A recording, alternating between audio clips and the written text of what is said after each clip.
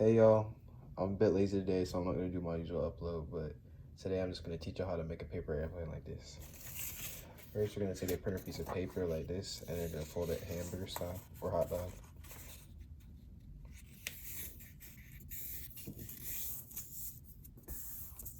Get real flat. And then you're gonna take the end, and you're gonna fold it so like this, so it's a triangle.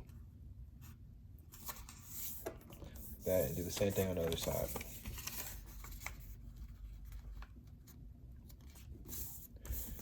Then you're gonna fold the top part down.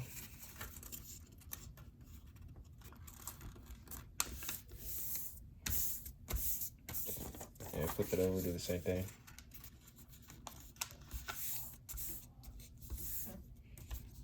Then you're gonna do it one more time.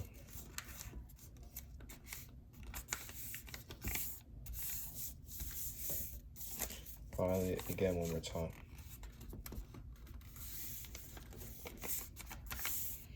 And after you crease it up, you gotta use a paper airplane. Just like my original one. Thank you for watching.